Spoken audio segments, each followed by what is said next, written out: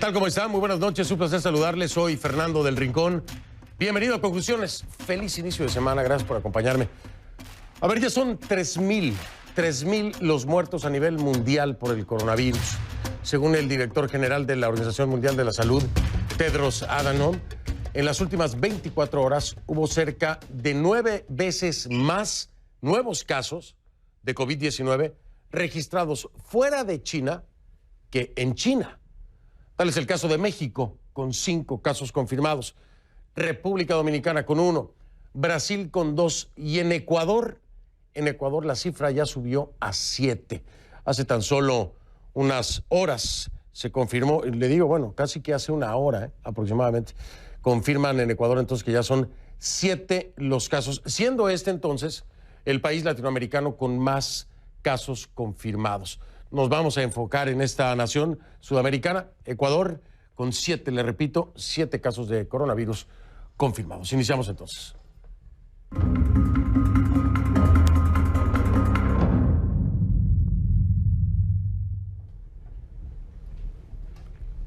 Comenzamos esta edición especial de Conclusiones utilizando la etiqueta numeral Conclu COVID-19 Latam. El hashtag es ConcluCovid19 Latam, esa es la etiqueta que vamos a estar utilizando. Por favor, sus comentarios con esta etiqueta a mi cuenta de Twitter, @soyfdelrincón, @soyfdelrincón. ConcluCovid19 Latam, la etiqueta. A ver, la propagación del coronavirus en todo el mundo parece inminente, es un hecho ya, por supuesto. Apenas este fin de semana, varios países vieron aumentos drásticos en el número de personas contagiadas y también en el número de fallecidos. Si bien China es el epicentro de la enfermedad, ha dicho que está controlando la emergencia. Eso es lo que han dicho en China.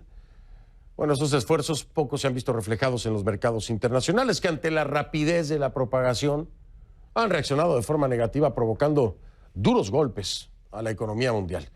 El coronavirus ya ha matado a más de 3,000 personas, como le decía al inicio del programa. Hay más de 88,000 casos a nivel mundial.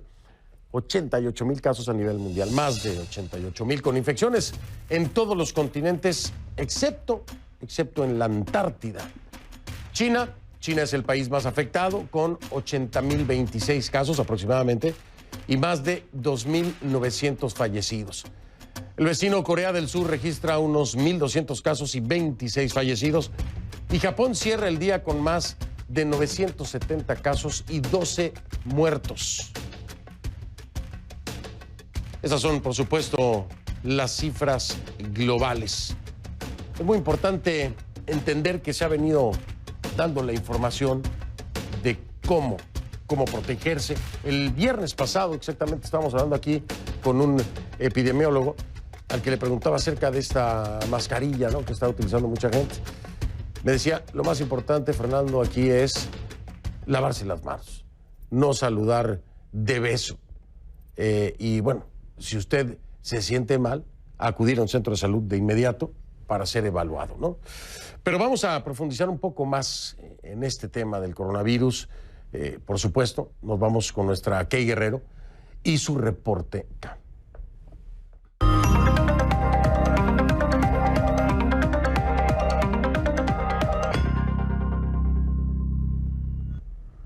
Como siempre, un gusto saludarte, Kay. Sabemos que las cifras aumentan, esto es minuto a minuto, tal cual, minuto a minuto.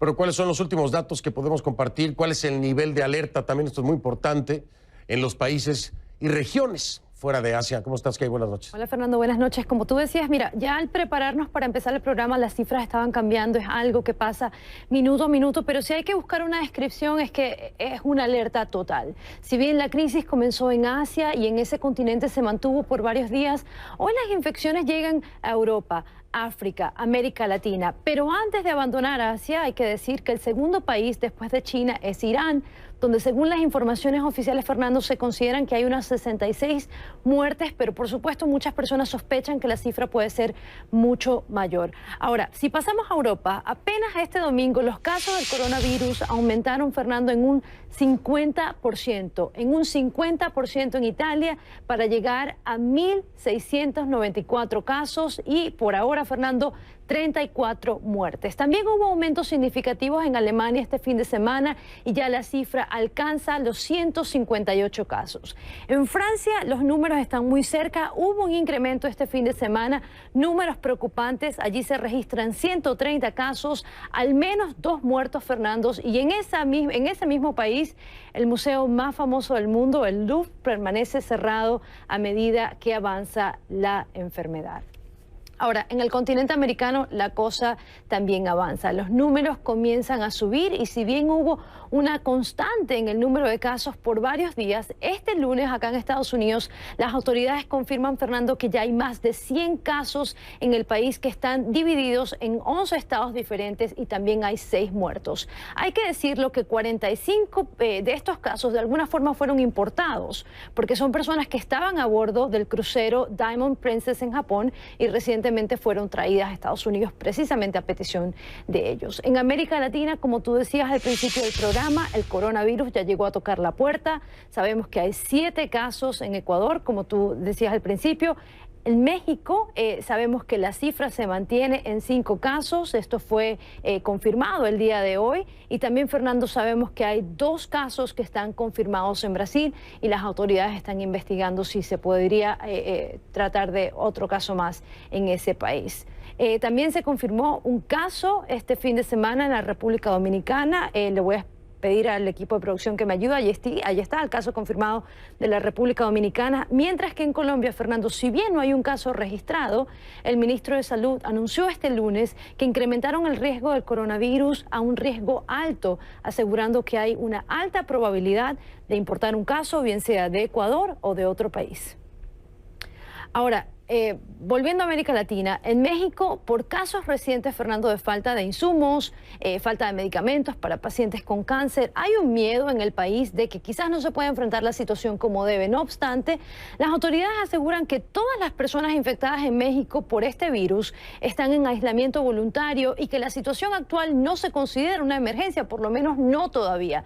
También han dicho que por ahora no existe o no tienen la necesidad de suspender eventos públicos, un hecho que reforzó este mismo lunes el presidente Andrés Manuel López Obrador al dejar a un lado la posibilidad de cancelar sus conferencias de prensa matutinas, conocidas como las mañaneras, porque él dice que esto no puede considerarse una medida de precaución. Asimismo, el mandatario asegura que el Estado, que México, Fernando, ahorra dinero al informar al público de manera directa. Escuchemos. Que no es lo mismo. ¿Usted evaluaría medidas extraordinarias, por ejemplo, cancelar la conferencia matutina o definitivamente no pasaría? No, brincos dieran. Imagínense si no pagamos publicidad en la telera,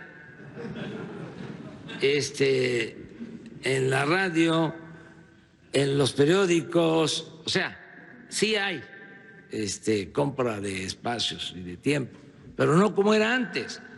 Si no tuviésemos esto, ahí sí me bocabajean, pues, nos tumban. No, tenemos que estar informando a la gente.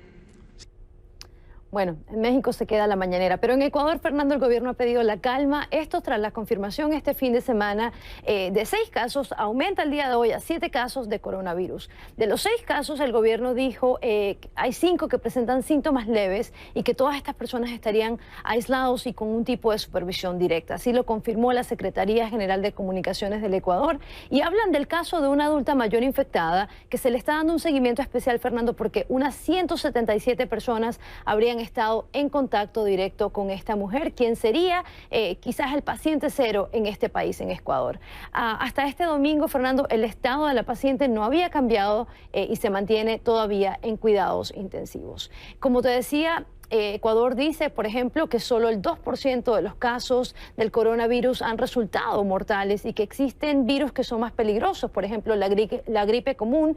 Pero una de las grandes diferencias que se está viendo con este caso es que hasta el momento pues no hay una vacuna, no hay una cura disponible. La Organización Mundial de la Salud, aunque dice que hay al menos 20 tratamientos experimentales en desarrollo y varios incluso que han entrado a la fase de prueba clínica, todavía se necesita por lo menos un año o un año y medio para determinar determinar si la vacuna, primero, es efectiva, segundo, si es segura para el público y si es viable para su repartición, Fernando. Sí, lo que se está trabajando también como una posibilidad, como lo decías tú, la vacuna puede tardar entre 1 año y medio, 2 años, ¿no? Los retrovirus es otro, que es un medicamento que pues frena precisamente el avance del virus. Esa es la otra opción, que no es una vacuna. Es como un medicamento para quitar los síntomas de la gripe, vamos a decirlo así, para detener el avance del virus. Sería el retrovirus. Eso es lo que podría estar más rápido, ¿no?, que una vacuna que tardaría 1 año y medio o 2 años. Por lo pronto, ok, pues nada, a seguir las instrucciones. Lavarse las manos, no tocarse la cara, eso es básico y fundamental. Las mascarillas, ya nos lo decía un epidemiólogo, pues tampoco, si pasa el aire, está garantizado, pasa el virus. No, claro que no. Oye, te mando abrazo, ok, mil gracias. Te mando abrazo, no beso, Fernando. Buenas noches. Buenas noches, Miquel. Qué Guerrero, abrazo, no beso, sí, por el coronavirus. Qué Guerrero en vivo desde Atlanta, la encuentra en Twitter como @KGuerreroCNN, @KGuerreroCNN. Le tengo información en un momento, me está llegando el número de casos totales en los Estados Unidos de coronavirus. Ya son 105 los casos de coronavirus confirmados por la CDC, 105 casos confirmados en Estados Unidos de coronavirus. Le voy a hacer un desglose después de que veamos esto que nos ha preparado Ana María Cañizares desde Ecuador, porque como ya le mencioné al principio del programa, Ecuador ya tiene 7 casos de coronavirus y ella está con lo último desde Guayaquil. Vamos para allá. Aquí en el aeropuerto José Joaquín de Olmedo de Guayaquil, el epicentro del brote de coronavirus en el Ecuador, se registran algunos mecanismos de prevención y control con respecto a este virus y también la entrega de información por parte de funcionarios del Ministerio de Salud a los pasajeros que bajan tanto por los arribos nacionales como los internacionales. Durante nuestro arribo a Guayaquil desde Quito, vimos al personal del Ministerio de Salud entregando gotas de alcohol a cada pasajero para que lo puedan frotar en sus manos e información escrita de las medidas de prevención frente al coronavirus. También utilizan cámaras térmicas para medir la temperatura de los pasajeros. Algunos utilizan mascarilla y otros aseguran que la mascarilla no siempre es indispensable y es mejor tomar medidas de higiene. Creo que han tomado medidas correctivas y preventivas ante un nuevo caso. Veo que sí, había gente midiendo la temperatura y dando desinfectante de manos, que creo que es importante, ¿no? Visitamos también la zona de farmacias en el centro de Guayaquil, que el sábado pasado lució abarrotada. Cientos de personas compraron mascarillas y artículos sanitarios en cuanto se confirmó el primer caso de coronavirus en Ecuador, aunque este lunes la gente ya no solicita mascarillas porque se agotaron. La Gobernación del Guayas desplegó operativos de control de precios para evitar la especulación de estos productos sanitarios. Aquí mismo las distribuidoras, pero una por cada familia. Así están las cosas, la gente se aprovecha de las oportunidades, confiar en Dios principalmente y tener las precauciones. Hasta este lunes se registraron cerca de 40.000 llamadas al servicio de call center del Ministerio de Salud para informar de posibles síntomas. De ellas, 66 personas entraron a un monitoreo a través de telemedicina. Las autoridades insisten a la población para que se informe a través de canales oficiales y desde el sábado que se confirmó el primer caso en el Ecuador, se han emitido varios comunicados desmintiendo información falsa que ha circulado a través de las redes sociales. Para CNN, Ana María Cañizares, Guayaquil. Importantísimo dar la información correcta, que usted se informe, no permita que le mientan a través de las redes sociales. Muchas personas tratan de consumir la información directamente en redes sociales. Hay que ir a la fuente oficial porque son los que le van a dar los datos correctos. Hay quienes están tratando de aprovechar esto para generar cierto caos. Acuérdense, hay muchas agendas, ¿no? No le voy a decir que sean políticas, pero hay agendas. Tenga cuidado con la información que consume. Confírmela con fuentes oficiales. Ahora, esto es en el Ecuador. Aún no se han reportado casos de coronavirus en Venezuela, pero sí en países cercanos, como Brasil y Ecuador. Algunos ciudadanos se quejan precisamente de eso, desinformación y el ruido que se pueda generar en las redes. ¿Con qué intención? No sé, pero lo hay y hay muchas mentiras. Mientras varios expertos están advirtiendo la falta de medicamentos e insumos que ya conocemos todos hay en Venezuela, ¿no? Esta carencia incluso de servicios médicos de calidad o incluso de instalaciones adecuadas. ¿Y qué le puedo decir de los medicamentos? El régimen de Maduro lanzó, dice, un centro de operaciones en emergencias de salud para enfrentar este brote. La pregunta es, ¿con qué equipos, con qué medicamentos está preparada Venezuela? Osmari Hernández nos tiene más detalles.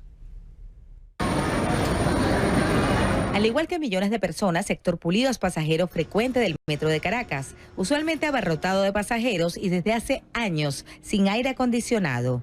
Dice que le preocupa mucho pensar en una eventual llegada del coronavirus a Venezuela, por lo que ha considerado usarlo lo menos posible y reforzar algunos hábitos. Lavarse las manos, lavarse la cara, o sea, cada vez que venga sobre todo de la vía pública, el transporte público, el metro. En otro sector de la capital, Daniela Núñez lamenta la falta de agua, justo cuando lavarse las manos es crucial. 3 días con agua y 4 días sin agua. Las fallas en el suministro de agua también afectan a los centros de salud públicos y privados. A eso se suma la carencia de medicamentos e insumos, así como de productos de limpieza. Cloro desinfectante, pero ha escaseado bastante. ¿Has visto medidas especiales por el coronavirus? Sí. Todas las enfermeras con tapabocas. Tomar todas las medidas de prevención. El médico epidemiólogo Alejandro Rísquez asegura que casi ningún país está preparado para un brote de la magnitud del coronavirus y que Venezuela queda en desventaja ante el déficit que ya registraba. Venezuela en particular, bueno, sabemos que está colocada entre los peores de la lista, simplemente porque la crisis asistencial es de tal magnitud que los problemas habituales de la salud de la población no los podemos resolver. Así que imagínense si con la llegada de una epidemia que comprometa aún más el sistema de salud. ¿Ustedes tendrán tapabocas, guantes, mascarillas? No. Tapabocas y gel alcoholado son algunos de los productos preventivos más buscados. El precio es otro obstáculo. Un frasco pequeño de gel desinfectante con alcohol cuesta la 1/4 parte del salario mínimo mensual. ¿Hay existencia suficiente? Las mascarillas deberían estar llegando hoy, pero no, la gente tenía muchas fallas de mascarilla. Según la Federación Farmacéutica de Venezuela, la escasez de medicamentos alcanza ya al menos 75%. Como ahorita hay el nerviosismo, estamos mosca.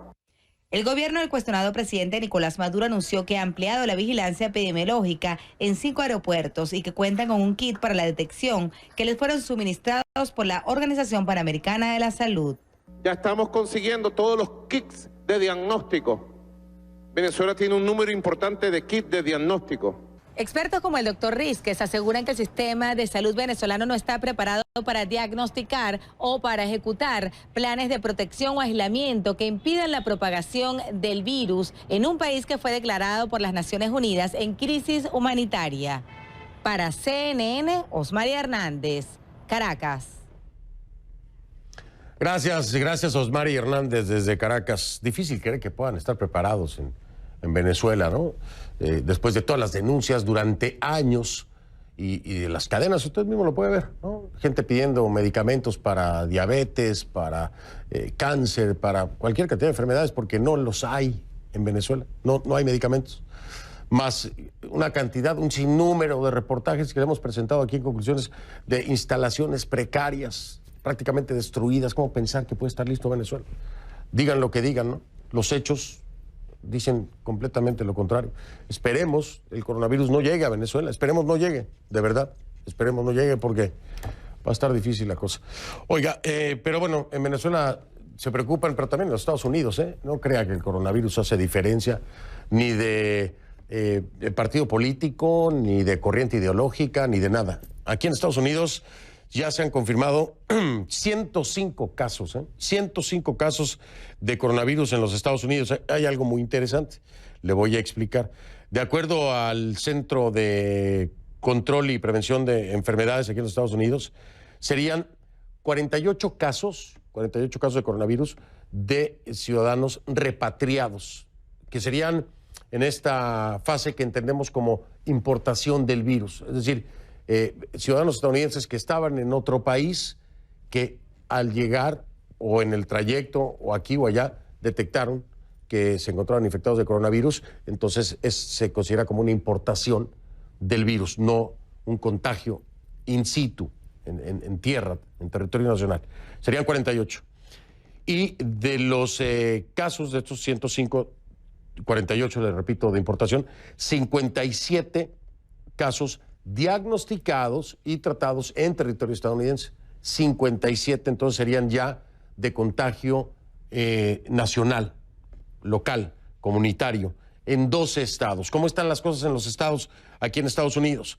Le voy a decir, en Arizona hay un caso confirmado de coronavirus, en California 20, California sería el estado con mayor número de casos confirmados de coronavirus, con 20.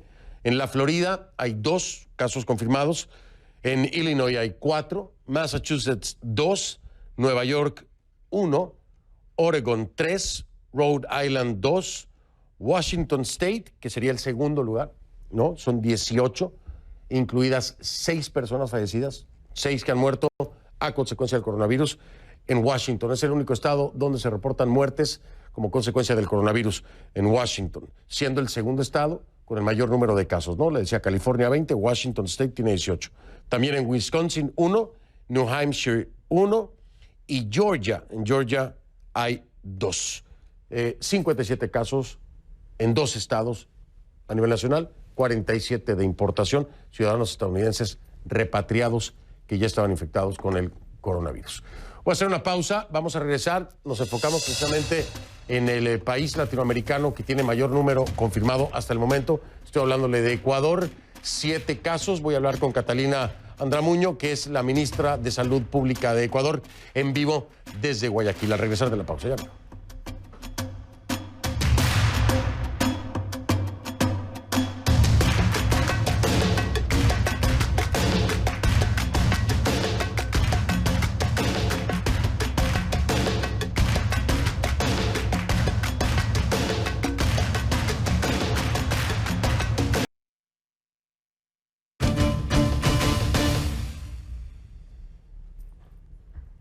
Le doy la bienvenida a Catalina Andramuño, que es la ministra de Salud Pública del Ecuador. Me acompaña en vivo desde Guayaquil. Ministra, gracias por esta entrevista. Buenas noches. Buenas noches. Muchas gracias a ustedes por permitir informar a la ciudadanía todo lo que estamos haciendo en torno al coronavirus acá en Ecuador. Al contrario, gracias por informarnos, porque esto es muy importante. Hay temor, como es natural, pero además pareciera que se está generando confusión con alguna intención o con alguna agenda. Hay muchas personas que lo han estado reportando, no solamente en Ecuador, en otros lados también, pero el caso particular de Ecuador hoy cobró un poco de fuerza y preocupación. Así que para evitar las famosas fake news, aquí estamos directamente con la fuente, es la ministra de Salud Pública del Ecuador. Preguntarle entonces, ¿hace cuánto confirmaron el 7º caso de coronavirus? Y dígame de una vez si tiene alguna relación cercana o es parte del entorno familiar de este primer caso que se había reportado. Bueno, el 7º caso fue confirmado hace pocos momentos, ya lo informamos a la ciudadanía a través de un boletín de prensa y tiene relación con el caso primario que fue detectado. Dentro de los 177 contactos que estábamos haciendo la vigilancia epidemiológica. De 149 pasó a 177 que mantuvieron contacto con esta mujer con coronavirus. ¿Hay algún tipo de cuarentena para estas personas? ¿Cómo las están tratando? ¿Cómo se está haciendo el seguimiento? Bueno, sí, la vigilancia se está realizando a los 177 contactos que de una u otra forma estuvieron en contacto directo con ella. Estamos a través de nuestros equipos de salud haciendo el monitoreo constante, haciendo una vigilancia para ver si estos contactos llegan a presentar algún tipo de sintomatología. Esto es un trabajo que se lo hace día a día y vamos reportando y vamos verificando la aparición o no de síntomas. Estos 177 ciudadanos que están siendo monitoreados, ¿hay alguna instrucción en particular? ¿Es esta obligatoria o no? ¿Ellos tienen que permanecer en casa? ¿Se encuentran en algún tipo de cuarentena? ¿Qué es lo que se les ha dicho de parte de ustedes en su proceder, en el día a día? ¿Qué es lo que tienen que hacer? Bueno, nosotros les hemos dado indicaciones en los que ellos no pueden salir de sus domicilios, deben estar en sus domicilios en un aislamiento, las personas deben estar con protección, con una mascarilla, y vamos nosotros diciéndoles que si van presentando síntomas nos tienen que informar. El equipo de salud verifica que ellos estén haciendo la cuarentena, que estén haciendo el aislamiento y sobre todo el monitoreo en caso de que aparezcan síntomas. En caso de que aparezcan síntomas. Entonces están en una especie de cuarentena. La paciente, ¿cómo se encuentra? Lo último que tenía información es que estaba en terapia intensiva, ¿no? ¿Sigue así? ¿Está mejor? ¿Cómo están las cosas con ella? Bueno, la paciente, que es el caso primario, sigue en condiciones críticas, se encuentra asilada en uno de los hospitales del Ministerio de Salud y estamos monitoreando constantemente su evolución. Ese pronóstico reservado, por supuesto, hay muchas personas que temen que esto pudiera ocurrirles, traer paz y tranquilidad a los ecuatorianos dependerá mucho también de esta entrevista, ministra. Quiero marcar una pausa para regresar y entonces que nos ayuden a entender en temas de accesos y de ingresos, aeropuertos, qué es lo que se está haciendo y qué es lo que están recomendando a la ciudadanía. Estamos hablando de los aeropuertos, principalmente, por supuesto, Quito, Guayaquil, aeropuertos internacionales. ¿Hay alguna medida de restricción? ¿Se piensa cambiar o impedir el ingreso de ciertos vuelos? ¿Cómo empiezan a vislumbrar ustedes todo esto? Si le parece, después de la pausa, ministra Catalina Andramuño, que es la ministra de Salud Pública de Ecuador, me acompaña en vivo desde Guayaquil. Hago una pausa, regreso entonces.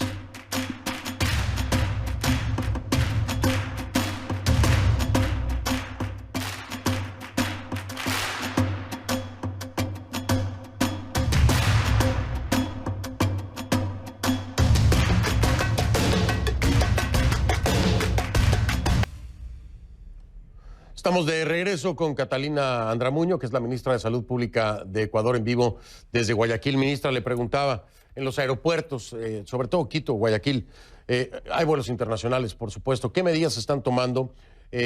¿Cuáles son las medidas de control sanitario que hay en este momento? El Gobierno Nacional, a través del Ministerio de Salud Pública, ha implementado controles en los puertos, aeropuertos y en las zonas de frontera. En estos lugares nosotros hacemos lo que es la vigilancia en contacto con la Dirección de Aviación Civil. Ellos a las aerolíneas les piden, en caso de que algún pasajero tenga alguna sintomatología respiratoria, les informen. Y ellos informan al grupo de médicos que se encuentran en los aeropuertos y nosotros inmediatamente hacemos el chequeo de la parte médica de este posible caso, ¿no?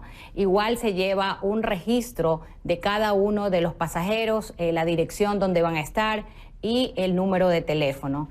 También tenemos los controles de temperatura a través de una cámara térmica que las tenemos en los diferentes aeropuertos. Es importante también mencionar que en estos lugares nosotros estamos entregando y socializando todas las medidas higiénico-sanitarias que deben tomar en cuenta para prevenir el coronavirus. Por supuesto, el tema de la prevención es muy importante, pero el tráfico en los aeropuertos también lo es, ¿no? Hemos visto que muchos de los casos son de importación en diferentes países.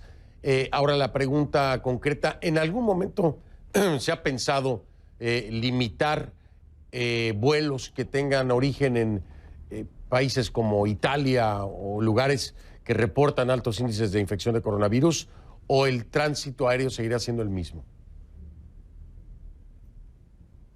Bueno, hasta el momento no hemos tomado esa decisión. Lo que hemos hecho es reforzar las medidas de contención. Como le mencionaba anteriormente, tomar muy en cuenta aquellas personas que puedan ingresar con sintomatología respiratoria, inmediatamente hacer un aislamiento o llevarlos, dependiendo del caso, llevarlos a un hospital de referencia.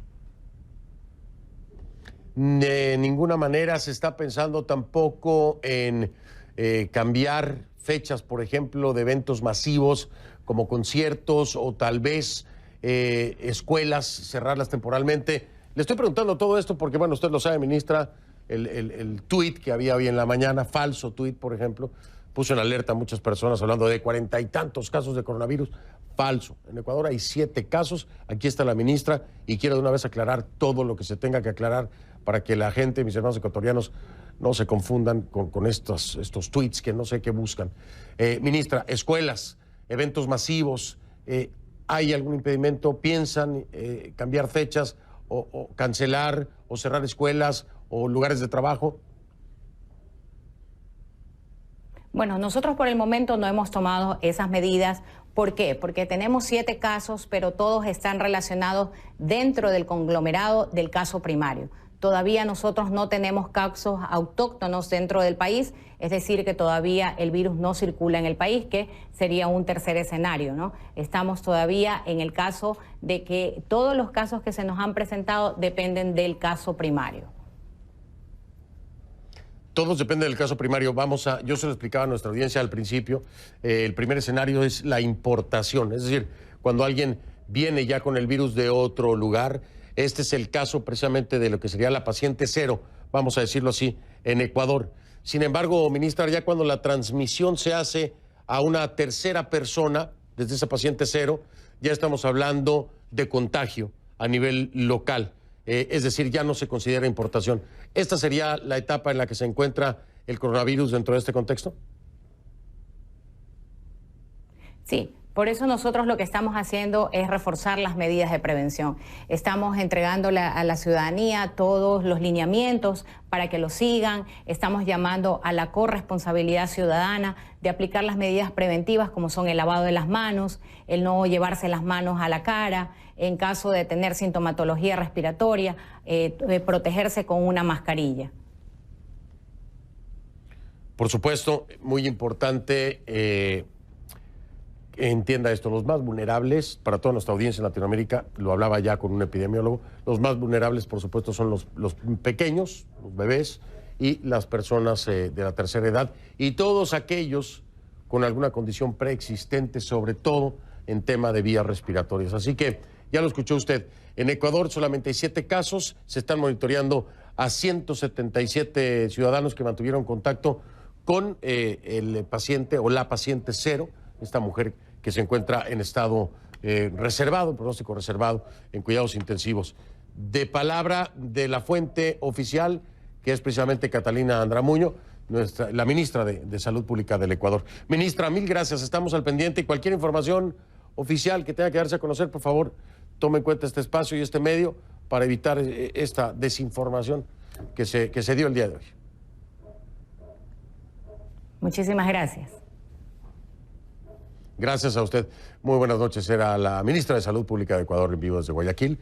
Hago una pausa, pero voy a regresar con algo muy interesante. Usted sabe que está la carrera a la presidencia, ¿no? A la candidatura para ser presidente de los Estados Unidos por el lado demócrata, porque obviamente por el lado republicano ya sabemos quién es el que está buscando la reelección, que es Donald Trump. Bueno, hay una entrevista que acaba de ocurrir hace unos minutos con la candidata Elizabeth Warren. Vamos a ver qué fue lo que le dijo a CNN esta noche al regresar.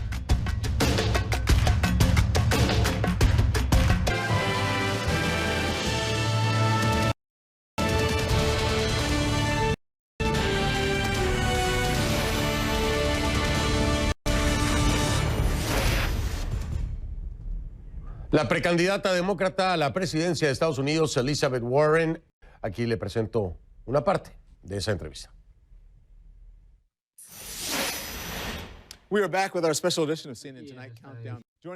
Al Supermartes estamos con la senadora Elizabeth Warren. Bienvenida.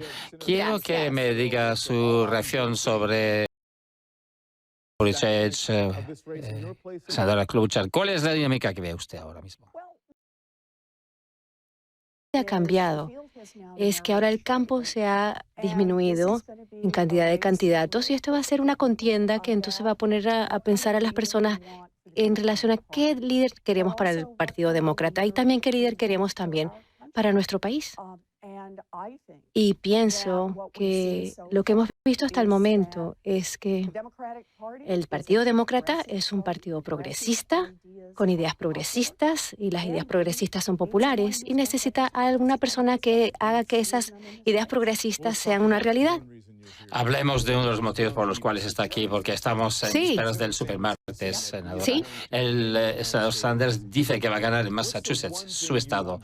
¿Qué es lo que quiere que los votantes ahí en todo el país saber antes de darle el voto?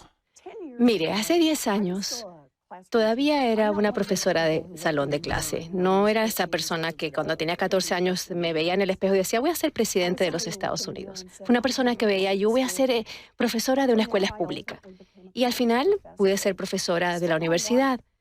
He llevado toda mi vida luchando por las familias trabajadoras, trabajando a través del por qué es que tantas familias que trabajan tan arduamente no pueden ni siquiera salir adelante, siempre están atrasados. Lo más importante de esto es porque hay un gobierno que no está por su lado, un gobierno que está por parte de los billonarios y corporaciones muy importantes. Hace una década atrás, esa fue la lucha que empecé. Yo luchaba para tratar que entonces tener esa oficina de protección financiera al consumidor durante toda la crisis financiera también. Y mire usted, y entonces cuando no pude quedarme como presidenta de la CFPB, porque los republicanos no me permitieron hacerlo, volví a Massachusetts y las personas me decían, usted debería entonces postularse para un escaño en el Senado. Yo nunca lo había hecho anteriormente, nunca había tratado de entrar a la vida pública. Yo sí sabía cómo luchar, pero eso es lo único que sé hacer, es luchar por las familias. Y todo el pueblo de Massachusetts dijo, venga, y le vamos a ayudar. Y así lo hicieron. Voluntariamente dieron dinero, establecieron oficinas, tocaron puerta por puerta, y empecé esa contienda por debajo en 17 puntos. Y finalmente le gané a este republicano por 7.5 puntos. Así que más que cualquier otra cosa, le digo al pueblo de Massachusetts, estoy muy agradecida a todos ustedes por haberme puesto en esta lucha y espero que les haga sentir orgulloso todos los días, porque estoy aquí luchando por sus familias y por millones de familias en todo este país. Necesitan a una persona que les ayude a levantar su voz y que sean bien efectiva en representación de ellos. Bueno, usted dijo que usted y el senador Sanders eran amigos, pero ahora hay mucho contraste entre ustedes dos. Y dice, entre comillas, sí, consigo que las cosas se hagan. No quiero ser presidente para chillarle a la gente. ¿Usted sugiere que el senador Sanders no sería un presidente eficiente? Mire, yo estoy aquí para presentar mi postura, el de por qué yo pienso que soy la mejor presidente para nuestro país. Y quizás el mejor ejemplo que puedo escoger de lo que hemos estado hablando anteriormente. Yo siempre he advertido sobre esta crisis financiera. Hay muchas personas que querían cortarle las riendas a Wall Street. Yo hice el trabajo y me enfrenté a Wall Street y a los bancos. Estaban gastando más de $1 millón al día para luchar en contra de nosotros. Yo creé esa coalición también desde dentro y desde afuera también. Y en el 2010, el presidente Obama pudo entonces firmar que se creara esa agencia por una ley. Y también esta es una agencia gubernamental que en este momento ahora le ha forzado a que los bancos puedan entonces pasar directamente a las personas $12,000 millones, a las personas que engañaron. Esa es prueba total de que no podemos hacer que el gobierno funcione para el pueblo, pero sí lo podemos lograr porque tenemos que poner mucho trabajo en ello para poder tener este programa político progresista y tengo un historial para que lo comprueba. La precandidata demócrata a la presidencia o a la nominación de Elizabeth Warren, por supuesto, entrevistada por mi compañero Don Lemon hace unos minutos solamente para CNN. Hago una pausa, regreso aquí a Conclusiones. Como siempre le digo, si no lo vio en Conclusiones, no lo vio, y si usted me permite, lo veo el miércoles. Mañana no hay Conclusiones, así que el miércoles lo veo. Soy Fernando del Rincón, que pase la mejor de las noches. Gracias.